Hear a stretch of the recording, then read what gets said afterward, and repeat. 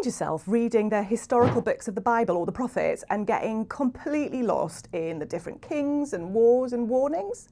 Well, in this live conference recording, I'm breaking down the entire era of the Old Testament kings and prophets in just over half an hour. Through dramatic storytelling and helpful diagrams and cinematic visuals, we'll map out the rise and fall of Israel's monarchy, the split of the nation, and the heavy but hope-filled message of the prophets. Now, whether you're new to the Bible or you just want to see how these complex books fit together, this visual session will give you a clear framework to understand how Israel's history points directly to the ultimate king, Jesus. Let's dive straight into God's storyline, and we'll just look at where we've got to so far. So remember, we can divide all of history into 5 kingdoms, 3 historical and 2 promised and prophesied, and all of them point forwards to the final and ultimate kingdom with its king, Jesus Christ. Now, let's zoom in to Kingdom 1 so we can see it a bit better. And we started with the blueprint kingdom, that perfect pattern of creation. But then mankind rebelled against God in the fall, leading to death and banishment from God's place. Next, the promised kingdom. God promises Abraham a people, place or land, and blessing to reverse the fall. And the rest of the Bible traces how these promises come true, starting with the shadow kingdom of Israel. Here, the people promise is fulfilled in the Exodus, and the rule and blessing promise is fulfilled in the giving of the law and the tabernacle. But the land promise is still to come. So, in this talk, we're going to complete the shadow kingdom, and then we're going to look at the prophesied kingdom, so taking us to the end of the Old Testament. So let's go. We're now in Numbers, still at the foot of Mount Sinai, and we're about to see the land or place promise move forwards. Israel is organized like a massive army centered around the tabernacle, and God's cloud is guiding them. Now, it's only an 11-day walk to the border of the Promised Land. Conquest seems imminent. But it actually takes 40 years to get there. Sadly, this delay is because of their unbelief, and it festers in 2 ways. Firstly, grumbling. Despite everything God's done, they complain about food and Moses' leadership. So God provides manna, but that doesn't satisfy them. Secondly, fear. When they reach the land, they send in spies to do a recce. 10 come back, but they say it's too dangerous to enter. Now, that is mad, given that just a year ago, they watched God roundly defeat Pharaoh. But they won't budge from their unbelief. So God declares this whole generation, except 2, won't enter the land. For the next 40 years, they wander the desert, sinful and grumbly, until a new generation grows up. And so on to Deuteronomy, which just means second law. Now, once again, the people stand on the border of the land, and a dying Moses gives one last sermon. He restates God's covenant. In your new life, he urges them, obey and be blessed. But he also warns, disobey and be cursed and kicked out of the land. Don't make the same mistakes again. Hang on, I thought God's promises were unconditional. So how come if they disobey, they'll be kicked out? That sounds conditional to me. Well, it depends which bit of the story you're looking at. If you're just looking at the shadow kingdom of Israel, it is conditional. Persist in sin and they'll be exiled.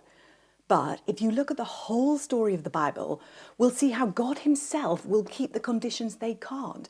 So effectively making the promise unconditional. Okay, so on to Joshua. Now, with him leading, they do enter Canaan. Things start with the Battle of Jericho, where they just blow trumpets and walk around, and God makes the walls fall. We see that this victory is all of God's power, not their own strength. And so they conquer Canaan. Okay, I have a question. This whole conquest period, isn't it what we'd call genocide? No, it's a unique act of judgment by God on sin, not ethnicity.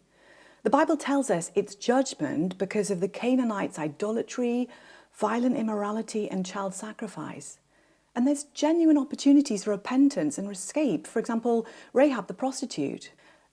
Now, there's a lot more to say about this, but this period sets no precedent for God's people to carry out future wars unilaterally.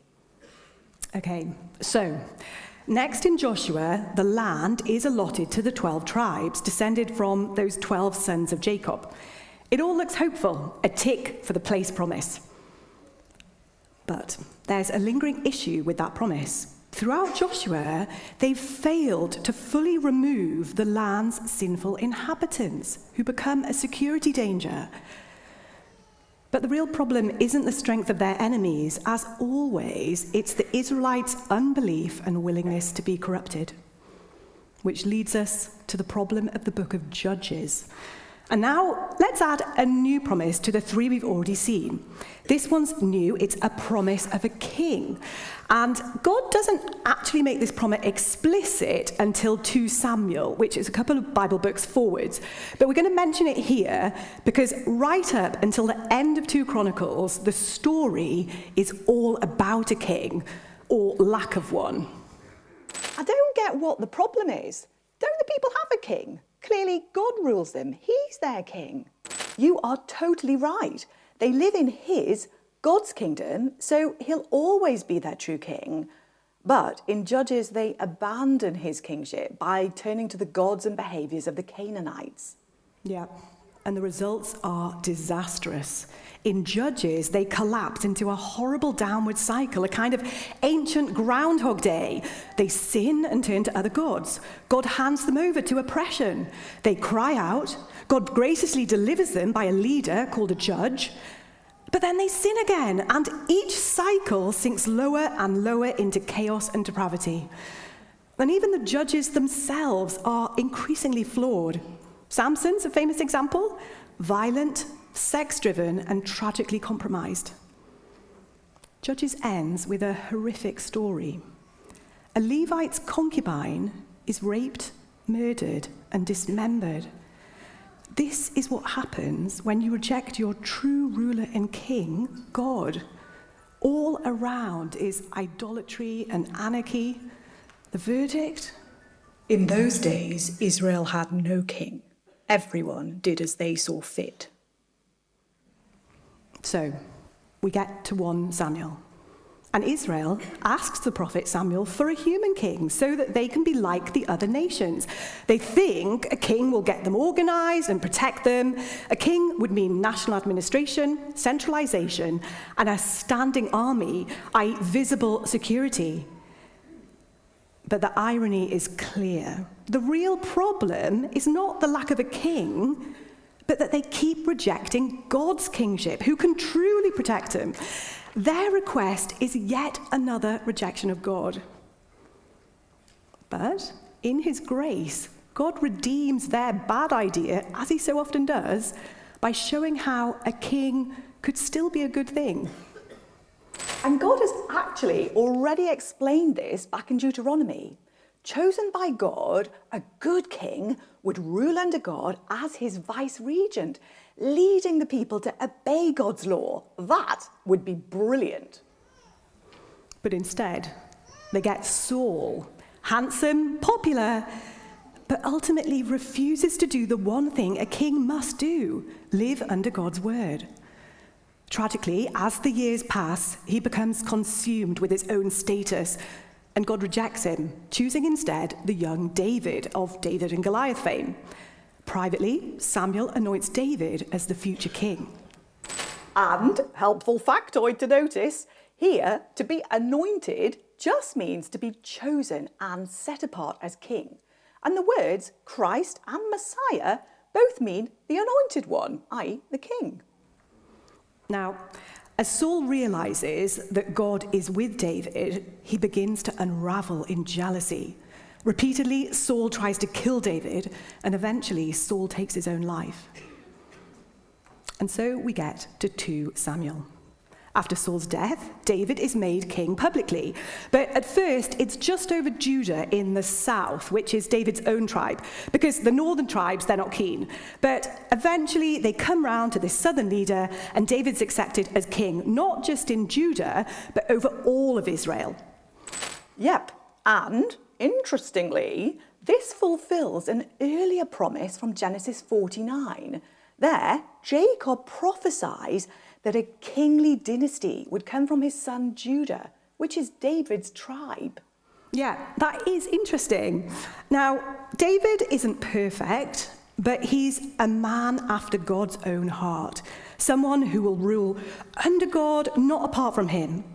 And so with David, instead of chaos and division, God's people are united under one king who's ruling under God's authority.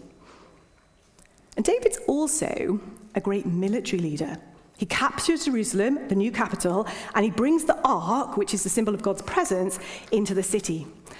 And it's here that we reach another super important chapter for understanding the Bible's big structure.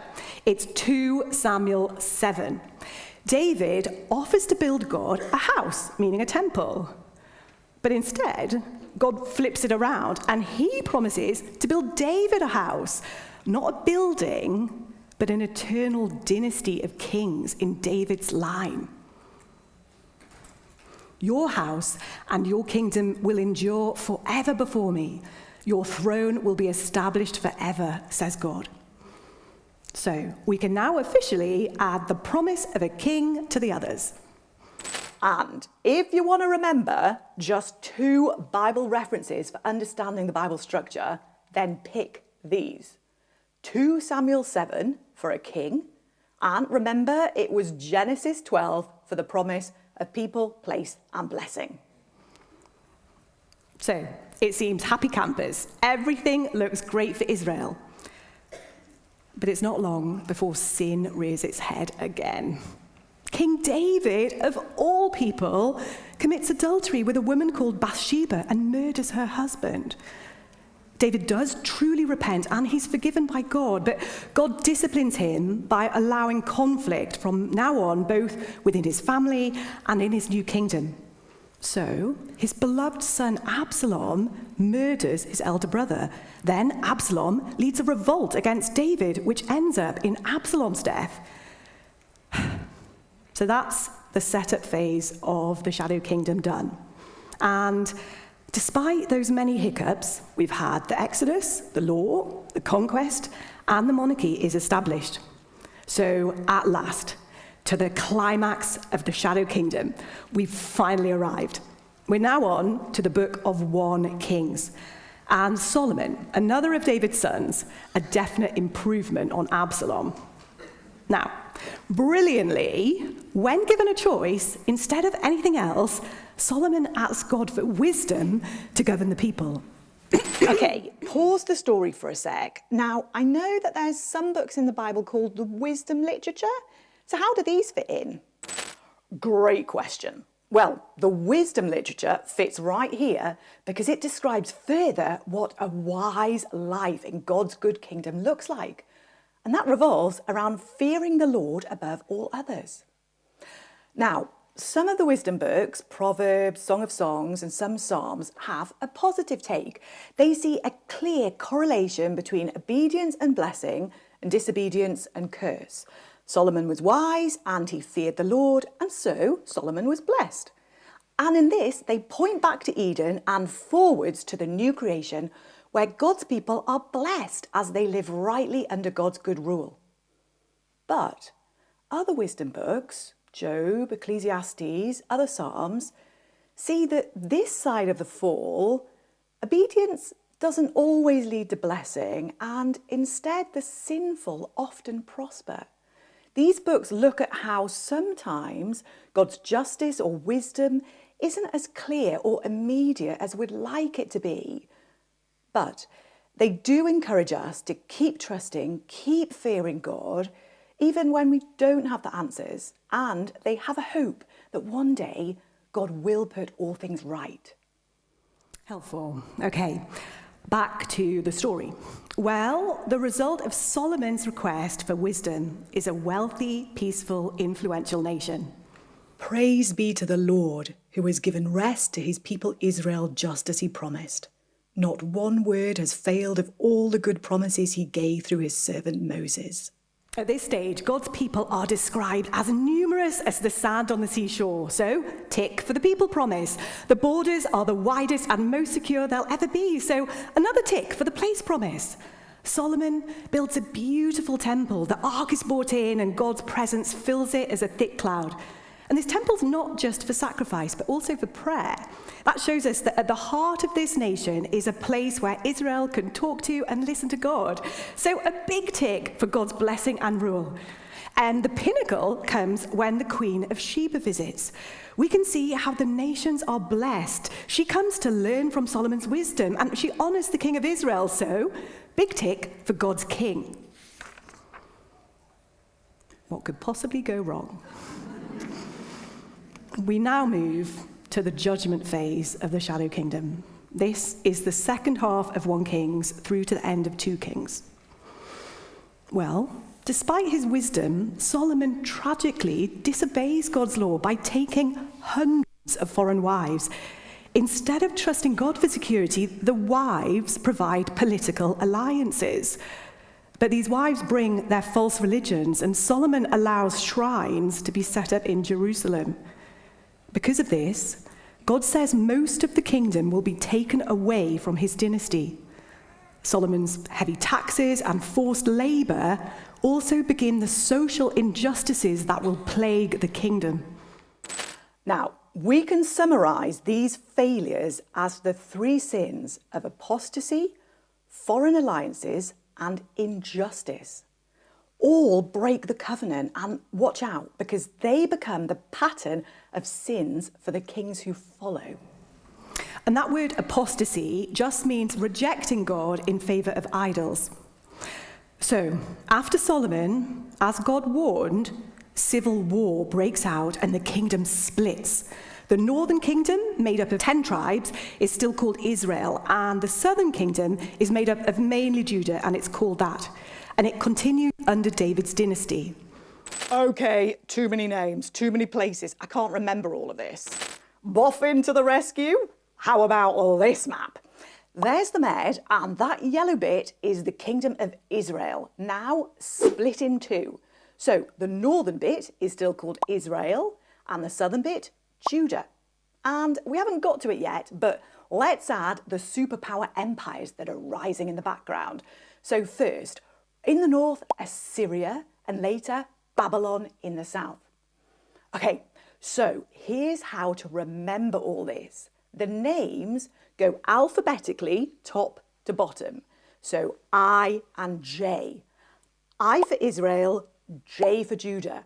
And the same with the empires, A, B. So A for Assyria, B for Babylon. Nice, hey? A note, as you read Kings or Chronicles, keep an eye on the chapter intros telling you whether it's Israel up north or Judah down south, because the story jumps between them a lot. Okay, so let's first look at the northern kingdom, Israel. Well, it's not pretty. In 200 years, there are 9 dynasties and 19 kings. This means lots of coups and murder in the palace. Let me give you a random snapshot. For example, King Nadab is assassinated. His successor's son is murdered by his servant while drunk. The servant becomes king, but lasts just 7 days before committing suicide by burning the palace down on himself.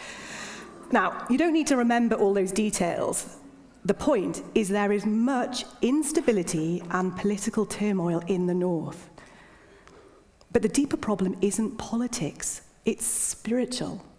Every single king rejects God and leads the people away from him. Okay, I find this whole period a bit overwhelming. Are there maybe a few kings that stand out for us to remember?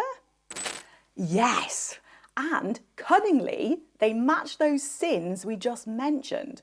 So in the north, there are 3 big names to remember: Jeroboam the first, Ahab, and Jeroboam the second. And we'll come to the alliance box when we get on to the south. So, firstly, Jeroboam the first. He's their first king, and he's the architect of all the sins that follow. It's apostasy 101. Shockingly, he sets up alternate shrines and a new priesthood in the north. Okay, well, why is that so bad? Well, this is essentially a new religion pretending to be the original true one. He redefines how Israel worships, and he deliberately severs this from the true king's city, Jerusalem, where God had chosen to rule. It's kind of like a rogue teammate moving the pre-match meeting to a new location and not inviting the coach. On top of that, Jeroboam sets up golden calves, so reducing God to a mere idol. Those soon blend with the local gods, and it's spiritual disaster, and it kind of pushes everyone who follows down the same sinful path. The sins of Jeroboam is the repeated catchphrase the narrator uses when he describes the failures of future kings. Okay, so the next king is Ahab, another shocker. He goes in the apostasy box, but his speciality is escalating apostasy. And he's egged on by his foreign wife, the evil Jezebel, who's a Baal superfan. FYI, Baal was a fertility and weather god who promised wealth, i.e. good crops, and fertility, i.e. lots of sex. So the people flirt with Baal in the hope of immediate material benefits. But that's madness, because they already have a relationship with the true God who gives them real blessings. But they don't care. They only have eyes for Baal. They set up a temple for Baal, they promote its prophets, and they persecute God's prophets. Cue the prophet Elijah. In a dramatic contest at the top of Mount Carmel, God utterly defeats Baal, just like he did with Pharaoh. And then, after Elijah, comes Elisha, who performs many life-giving miracles before bringing judgment on evil Ahab's dynasty. Now, Elisha's special because of his surprising pattern of mercy before final judgment. And it's another shadow we'll see repeated in the New Testament when the Elijah, looking like John the Baptist, is followed by a new Elisha. Ooh, cliffhanger. Okay, the third king to remember is Jeroboam II. Now, his jam is injustice. Now, it's been a century since the kingdom was divided, and for Jeroboam II, times are actually good. The north has grown, there's wealth and peace again. But we now see how apostasy leads to immorality. The people have swapped God's true law for showy religion, so there's nothing now stopping the rich from oppressing the poor.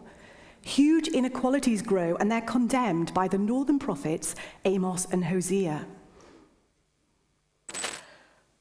And so we hit a massive and tragic turning point for the Northern Kingdom. Amos declares they've reached the point of no return. The kings have 100% fail rate. Their disobedience means the covenant curse of exile is now inevitable. So, a few kings after Jeroboam II, catastrophe falls. Lurking in the background, a new superpower has been rising. Bloodthirsty Assyria. In 722 BC, the northern capital Samaria is sieged, captured, and terrorized. Many Israelites are deported in chains, separated from family and land, and then foreigners are brought in to settle their plots. The northern kingdom is crushed, completely dismantled, and will never return. It's super, super bleak. That is grim. So, does the southern kingdom, Judah, fare any better? Okay, so let's turn our gaze there now and rewind.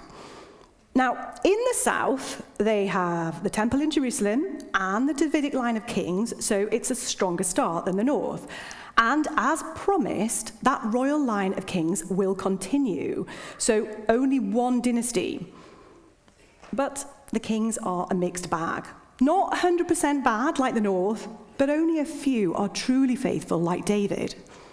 So who to remember in the south? Let's match the sins to the kings again. And our three examples here are actually grandfather, father and son.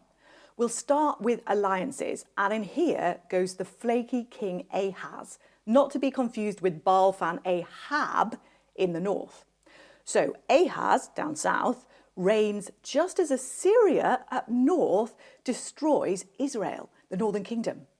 But foolishly, when Ahaz is threatened by other local powers, instead of turning to God, Ahaz makes an alliance with Assyria. It's humiliating. He sucks up, calling himself the Assyrian king's servant and son. He hands over the temple goal and he even rejigs temple worship. But all he had to do was repent and ask God for help. And obviously, it does not end well. Now, in contrast, Ahaz's son, brave King Hezekiah, gets a big tick regarding alliances, and you'll find him in both 2 Kings and in Isaiah. So Hezekiah refuses to pander to Assyria, and he trusts God instead. He also removes false worship. Now, this all makes Assyria mad, who then attacks Judah and ravages everywhere in the south, ending with a terrifying siege on Jerusalem.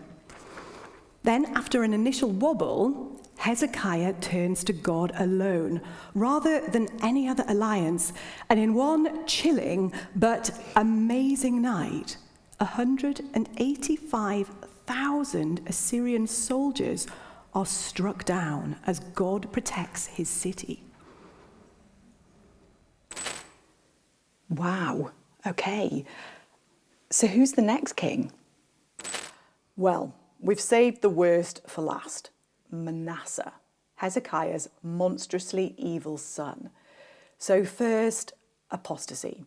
He promptly reverses his dad's reforms and, Ahab style, builds Baal altars. But worse than even Ahab, he installs idols inside the temple itself, and he even sacrifices his own son.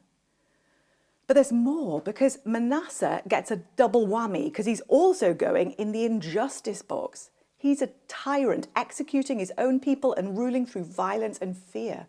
We're told he shed so much innocent blood that he filled Jerusalem from end to end. And despite the reforms of Manasseh's grandson, the good King Josiah, Manasseh is the point of no return for Judah. 2 Kings 21 tells us that Manasseh's covenant breaking is too much. Judah too will face exile. And wretchedly, this comes true just over 300 years after the wonders of Solomon's kingdom. By the time we get to 600 BC, the mighty, arrogant Babylon has grown and crushed Assyria as the superpower. Times are dark.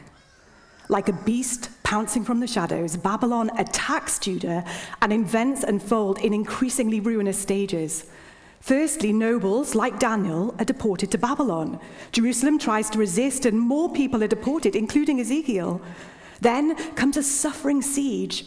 After a year and a half of terror and starvation, in 586 BC, Jerusalem's wall is finally breached. The city burns, the temple is destroyed, and the country is a desolate wasteland. And for those who escape the sword, there's no freedom, just a long march to Babylonian captivity and forced service. A few do remain, like Jeremiah, but only to face famine and plague in a ruined land. So, this is the judgment part of the Shadow Kingdom. 3 centuries of sinful decline and 2 exiled kingdoms. And where are we with those promises? Well, king and people exiled, place destroyed, rule and blessing gone. It's the lowest point in Israel's history. God has left them. Ezekiel sees God's presence visually leaving the temple. But there's a little ray of hope. The idea of a remnant of God's people keeps popping up. And we see that in individuals like Daniel and Esther, there are still faithful Israelites keeping the people promise alive. And in terms of a king promise, a chink of light comes at the very end of 2 Kings. Jehoiachin, the last, now exiled Davidic king, is actually later released and given honor. And we think, maybe the king promise is not entirely dead? But what about the place or land promise? Is that over? Well, we actually already know that exile for Judah, unlike Israel, will only be temporary. God told them this back in Deuteronomy. So, 70 years later, as decreed, after Babylon is superseded by a new empire, Persia, the Persian king Cyrus edicts that the exiles can return. This is when the priest Ezra and the governor Nehemiah are around. And Ezra describes the rebuilding of the temple and he re-establishes the law, whereas Nehemiah, well, he oversees the rebuilding of Jerusalem's walls. But at the dedication of this new, much more basic Temple 2.0, while the young men rejoice, the old men weep because they realize the glory days of Israel are gone. So again, the place promise hasn't died, but things are pitiful in comparison. Okay, so we've come to the end of the Shadow Kingdom. Here are the two exiles on the diagram, those orange arrows plummeting downwards. The promises had seemed to be fulfilled at the climax, but only in part, and in the end, it all went horribly pear-shaped. But that's not the end, because overlapping with the Shadow Kingdom is the prophesied kingdom. And can I tell you, this bit of the Bible is just super cool in so many ways. Now, this isn't a historical kingdom that you could see on a map. Rather, it's a kingdom that is described in prophecy, just as Abraham's kingdom consisted of promises. But before we dive in, I think it's helpful just to think for a moment about what prophets are. So in the Bible, they don't function just as predictors of the future. Rather, they are God's mouthpieces, passing on God's very words. Okay, God's mouthpieces, I get it. But there's just so many of them. I get them muddled up. Can someone maybe just do a quick overview to get us started? I thought you'd never ask. Okay, hold on to your hats, people, because this is going to be big. And now there's a diagram in your handout that'll help with this. Okay, so here we are. Here's the timeline, and the orange lines are the two kingdoms of Israel. So we've got Israel in the north, exiled to Assyria after 200 years, and there's Judah in the south, exiled to Babylon after about 300 years, and then return 70 years later. Okay, so we've already seen Elijah and Elisha in the north earlier on. Now, they don't have their own books, but they do feature in 1 and 2 Kings. Then there's the prophets Jonah, Hosea and Amos, also in the north, all before the north is exiled. Then, down in the south, there are the rest of the prophets, with the biggie being Isaiah, who prophesies during the Assyrian exile of the north, but he actually focuses more on the Babylonian exile that's further in the future for the south. There's also Micah. Then there's a big gap and a new cluster around the southern exile. There's the big guns Jeremiah, who straddles the fall of Jerusalem and the exile. Then we've got Ezekiel, the priest, who is one of the first exiles, and he sees the fall of Jerusalem in a vision when he's in Babylon. And Daniel also fits in here. And then scattered around just before the exile are most of the rest of the prophets, called the minor prophets. After return from exile, in around about 500-ish, we get the last 3 minor prophets, which are Haggai, Zechariah, and finally Malachi. And for the completist amongst you, here are the kings that we talked about on the timeline too. And as we said with the kings, don't skim over those intro bits of the prophets where they tell you where they're prophesying or which king is reigning. Ask, is this prophecy for Israel in the north, or is it for Judah down south? Is it earlier, nearer the northern exile, or is it later, before or during or after the southern exile? Or is it by someone exiled far away in Babylon or Persia? Okay, so that's helpful, but you said before they were God's mouthpieces, so can you also do a quick summary of what they say? Actually, yes, we can sum up their message in just 2 words: judgment and salvation. So let's start with judgment. Now, the prophets are sometimes called covenant enforcers. Do you remember back in Deuteronomy that Moses taught there were two sides to the covenant? So if you obeyed, you would receive the promise of the blessings to Abraham in the land. But if you disobeyed, you'd be cursed, judged, and ultimately exiled. Well, the prophets repeat this again and again. They warn about judgment before it happens, they explain it's God's will when it happens, and they tell the people for the reason the judgment happened after it happens. And we've heard already about the three big sins the kings committed. Remember, apostasy, alliances instead of trusting God, and injustice.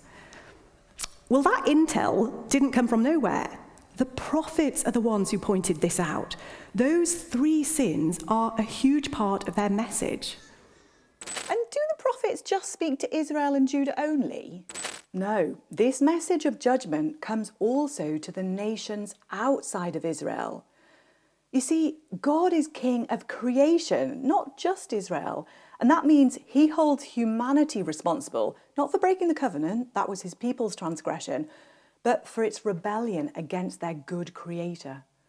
So, as well as the exile of Israel, the falls of Assyria and then Babylon and other nations are also revealed by the prophets as God's judgment against sin. And what about the day of the Lord? I keep seeing that come up in the prophets. What's that about? I'll answer that one. It's the coming day of God's judgment and salvation. But note, there's an escalation of how it's presented from the earlier prophets to the later ones. Remember, all the prophets aren't kind of all the same. So regarding judgment, in the early days, this comes as historical events, invasion and exile. And we can see this in Amos and early chapters of Isaiah and Micah. But later, in the exilic prophets like Jeremiah and Ezekiel, this day is described in much deeper theological terms. The relationship between God is severed and God's glory departs. And then later, in Daniel and the post-exilic prophet Zechariah, the day of the Lord is cosmic. It's the end of history itself when all peoples will be judged. Okay, so that's judgment. But what about salvation? Well, this is where it gets really, really exciting. The promises to Abraham, people, place and blessing, also get this escalating treatment. And what's really cool is that the prophets take all the main events from the story so far. The Eden, Exodus, the conquest of the land, the law, the covenant, the Davidic king, Jerusalem, and the temple. And they say these things are going to happen again, but bigger and better. And that's what we mean by the prophesied kingdom. It's a kingdom prophesied that has the shape of the blueprint and shadow kingdom, but it's much more glorious. See how it's bigger than the others on the diagram? And this becomes clear as the Old Testament progresses. As the prophets speak, the penny begins to drop. We realize that the shadow kingdom of Israel wasn't actually the real deal. It was just a shadow of something in the future. It was there to help us understand what would be coming next. And just as the day of the Lord escalated to a cosmic day of judgment, on the flip side, regarding salvation, it also escalates to something universal and breathtaking. It will be a better cosmic rescue from slavery than even the Exodus, a more joyful return from exile, and a kingdom whose climax of blessings makes Solomon's golden kingdom look like the mere shadow that it was. And just as the final judgment will be universal, so too the final blessings, and not just for Israel, but as promised to Abraham, will overflow to the whole world. That's all very well, but isn't this hope just pie in the sky? Because as we've seen, God's people and humanity at large never stop stuffing it up. They always sin, and God, despite his patience, always has to end up judging them. So won't this new kingdom just end up in judgment and exile like before? Another good question. And this conundrum continues to hang over the Old Testament right till the last page. But, like the first glimmers of light before the dawn, there are hints in the prophesied kingdom as to how the sin problem will be fixed. And it centres around the king promise. God's Messiah will provide the solution. Yeah. For to us a child is born, and he will be called Mighty God. So somehow this time the human king will be God. And more than that, the Lord has laid on him the iniquity of us all, says Isaiah. So strangely, somehow this king, as a servant, will die as a substitute for sinful people. And this king will rule in a new way. I will give you a new heart and put a new spirit in you. I will move you to follow my decrees, says God. Incredibly, the people will receive new hearts instead of their dead, sinful ones. But it's not clear how these things will work out. It's kind of like seeing something emerging on the horizon in the far distance. The details remain shadowy. There will be 400 years of silence after the prophesied kingdom until, bam, up close in sharp focus, we finally get the answer in the fulfilled kingdom in all its technicolor glory, which is what we'll look at in the final talk.